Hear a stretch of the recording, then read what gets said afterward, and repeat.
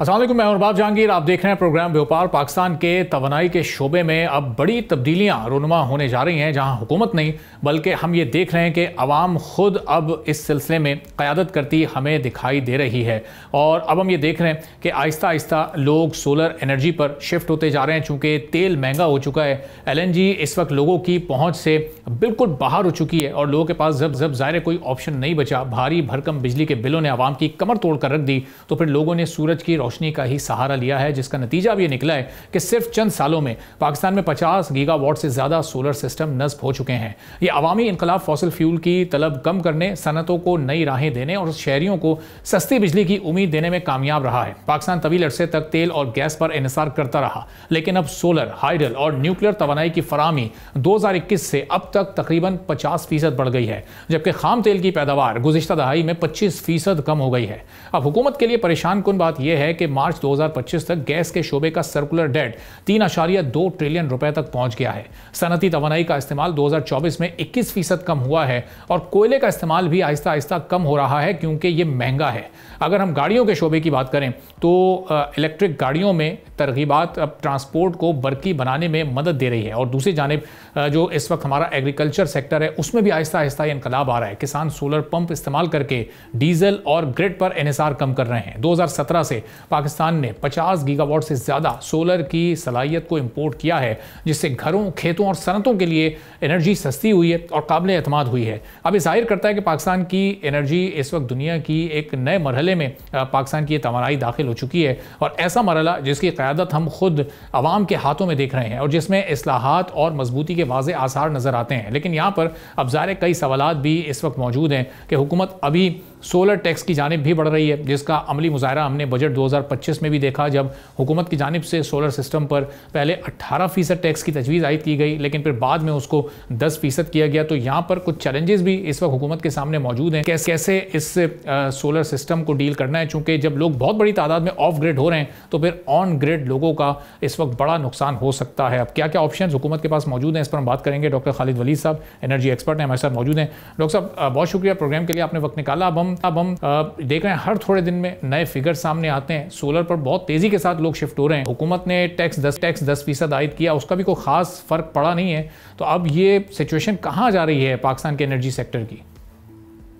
जी, बहुत शुक्रिया। देखें, ये एक नेगेटिव साइकिल है जिसको आप टैक्स स्पाइरल कह सकते हैं पाकिस्तान के नेशनल ग्रिड के लिए, क्योंकि लोग सोलर पे इसलिए जा रहे हैं कि बिजली महंगी है, और बिजली इसलिए महंगी है क्योंकि लोग सोलर पे जा रहे हैं। इस चीज को इस तरह से समझें कि पाकिस्तान ने फिक्स्ड कैपेसिटी पेमेंट्स देनी है, और अगर आपके ग्रिड की डिमांड कम होती है तो पर कैपिटा टर्म्स में, पर यूनिट टर्म्स में आपके कैपेसिटी चार्जेस बढ़ते जाते हैं। तो जैसे जैसे सोलर लगता जाएगा वैसे वैसे उन लोगों के लिए बिजली महंगी होती जाएगी जो कि ग्रिड पे हैं, और चूंकि बिजली महंगी होती जाएगी और लोग सोलर लगाते जाएंगे। हुकूमत जितनी मर्जी कोशिश कर ले इसको डिसइंसेंटिवाइज करने की, चूंकि ग्लोबली आपकी प्राइसेस नीचे आ रही हैं सोलर पैनल्स की, आपका जितना टैक्स भी लग जाए फिर भी सोलर पैनल्स जो है वो इंस्टॉल होते रहेंगे। अब एक और चीज की हुकूमत को फिक्र करनी है, नेशनल ग्रिड को इस चीज की भी फिक्र करनी है कि जो बैटरी की प्राइसेस हैं वो भी कम होती जाएंगी। अगर हुकूमत ने नेट मीटरिंग के रेट्स को कम किया तो जो लोग रात में बिजली यूज करते थे ग्रिड की, वो भी बिजली यूज करना छोड़ देंगे, और आपका जो नेशनल ग्रिड है वो बिल्कुल एक स्ट्रैंडेड एसेट बन जाएगा। जब ग्रिड की डिमांड और कम होती जाएगी, आपके जो कोयले के प्लांट हैं, खासतौर पे इम्पोर्टेड कोल के प्लांट्स जो हैं, उनकी यूटिलाइजेशन कम होगी तो उनका कैपेसिटी चार्जेस का क्राइसिस मजीद गंभीर होता जाएगा। आज हमने न्यूज देखी कि आपका जो आपका पोर्ट कासिम का प्लांट है उसमें कतर की जो इन्वेस्टमेंट कंपनी है वो अपने डी इन्वेस्ट कर रही है। तो इस तरह की सिचुएशन आपको एक विशियस साइकिल की तरफ ले जाएगी। हुकूमत को ये चीज सोचनी है कि नेशनल ग्रिड का रोल क्या होगा फ्यूचर में। आपको अर्ली रिटायरमेंट की तरफ जाना पड़ेगा कोल प्लांट्स के लिए, फॉसिल फ्यूल बेस्ड प्लांट्स के लिए।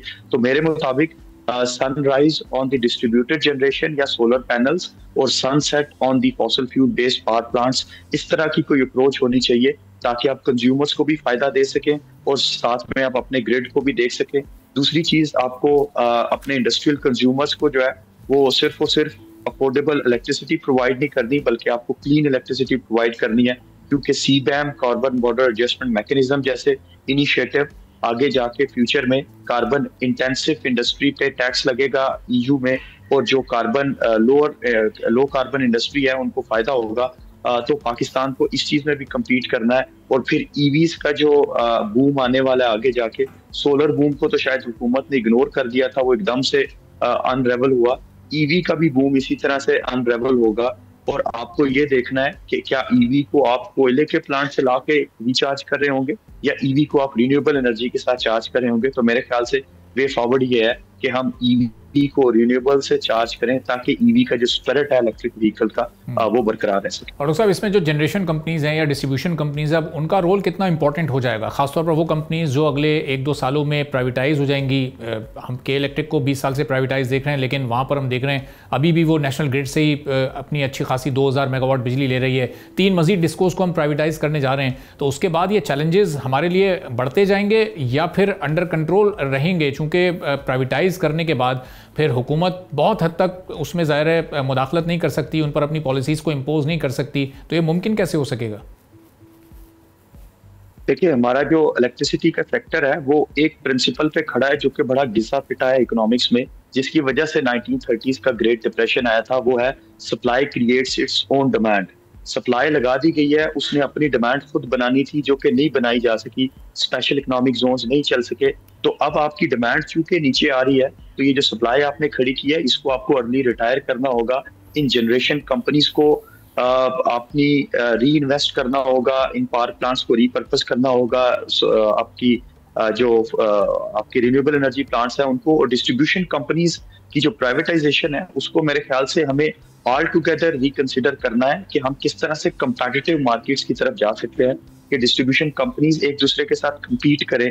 अगर आप इसको इस तरह से प्राइवेटाइज कर रहे हैं कि प्राइवेटाइजेशन के बाद भी इनको सब्सिडीज देना पड़ेंगी, आपस में कम्पीट नहीं कर रहे होंगे, तो ये मेरे ख्याल से एक अनसस्टेनेबल मॉडल होगा और कभी भी आपकी जो प्राइवेटाइजेशन है वो कामयाब नहीं होगी।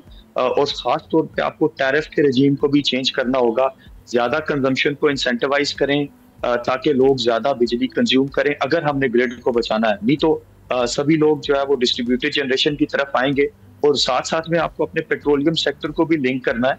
अगर आपकी national vehicle policy, new energy policy जो है, न्यू एनर्जी व्हीकल पॉलिसी 2025 ये कहती है कि 2030 तक 30% ऑफ न्यू व्हीकल सेल जो है वो इलेक्ट्रिक व्हीकल की होगी। तो आप पेट्रोलियम सेक्टर में जो इतने ल्यूक्रेटिव इंसेंटिव्स दे रहे हैं इन्वेस्टर्स को कि वो आके एक्सप्लोर करें, तो अगर 30% डिमांड कम हो जाएगी पेट्रोलियम की, तो वही पावर सेक्टर वाला हाल होगा आपके पेट्रोलियम सेक्टर का भी।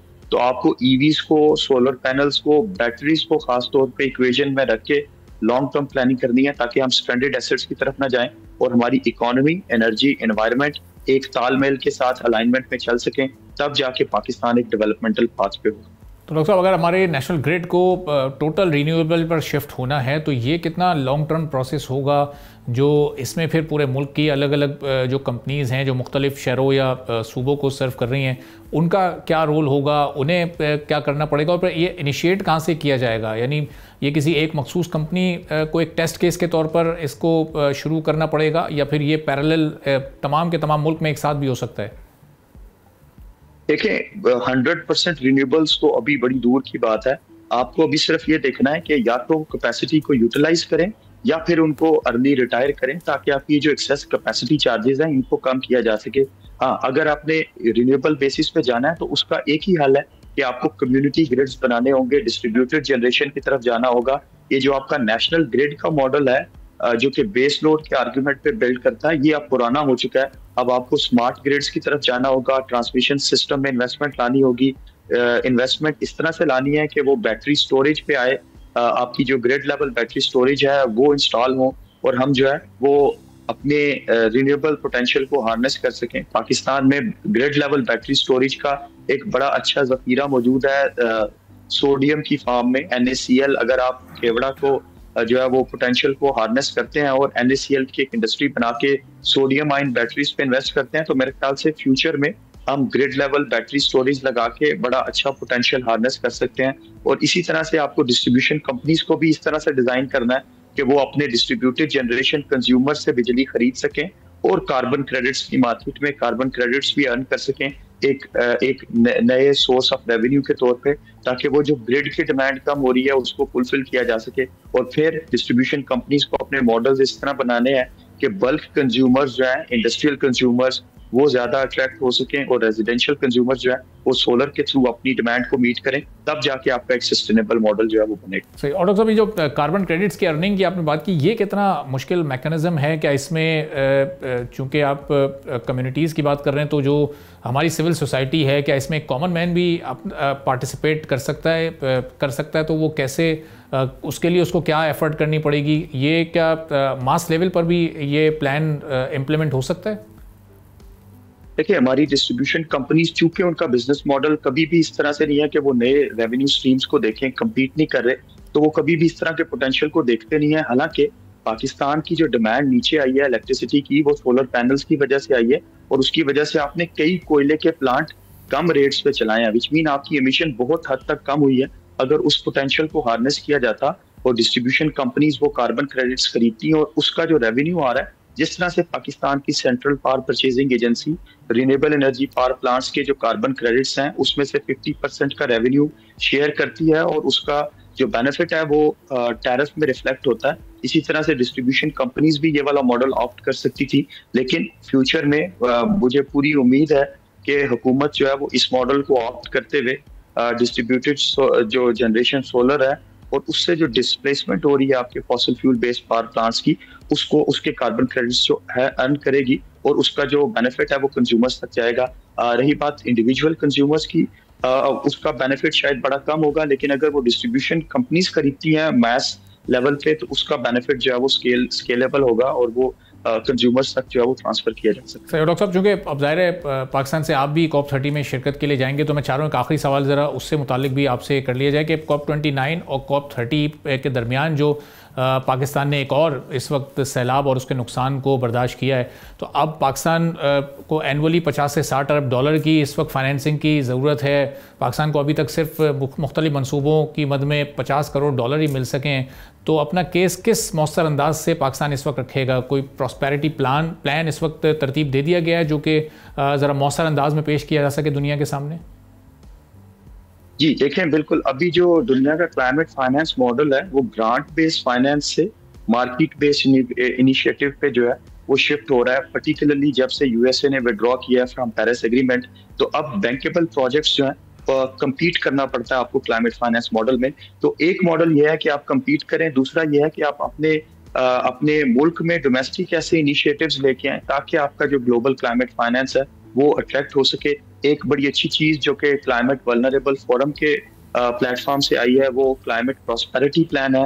वो लोग ये करते हैं कि जो डेवलपमेंट इनिशिएटिव्स हैं, पर्टिकुलरली डेट स्ट्रेस कंट्रीज, उनकी जो डेट स्ट्रेस मैनेजमेंट है उसको क्लाइमेट के साथ लिंक करके एक ऐसा मैक्रो इकोनॉमिक प्लान बना के देते हैं जिसमें क्लाइमेट के इनिशिएटिव उसमें एम्बेडेड होते हैं ताकि मुल्क की डेवलपमेंट क्लाइमेट प्रॉस्पेरिटी के साथ लिंक हो जाए और आप ऐसी ग्रीन इकोनॉमी पे अपनी इकोनॉमी को बिल्ड करें ताकि आपको फॉरेन फंडिंग की जरूरत ना रहे, आपकी डोमेस्टिक मार्केट इस तरह से काम करें। लेकिन अगेन क्लाइमेट जस्टिस के प्रिंसिपल्स को जहन में रखते हुए ग्लोबल नॉर्थ को फंड्स देने हैं ग्लोबल साउथ को, ताकि ये जो डेवलपमेंट डिफरेंस है बिटवीन ग्लोबल नॉर्थ और ग्लोबल साउथ इसको कम से कम किया जा सके और क्लाइमेट जस्टिस को इंश्योर किया जा सके। मेरे ख्याल से COP30 बेलम में रखने का मकसद ही है कि किसी तरीके से ग्लोबल नॉर्थ को कन्विंस किया जा सके कि ग्लोबल साउथ को अपने फंड्स ट्रांसफर करने हैं ताकि आपका ये जो डेवलपमेंट गैप है इसको कम से कम किया जाए। ठीक है, बहुत बहुत शुक्रिया डॉक्टर खालिद एनर्जी एक्सपर्ट हमारे साथ मौजूद थे। गुफ्तगू आपने सुनी, एक ब्रेक लेते हैं, ब्रेक के बाद वापस आएंगे, एक और अहम मौजू पर बात करेंगे। सब्सक्राइब करें और बेल दबाएं ताकि कोई खबर रह न जाए।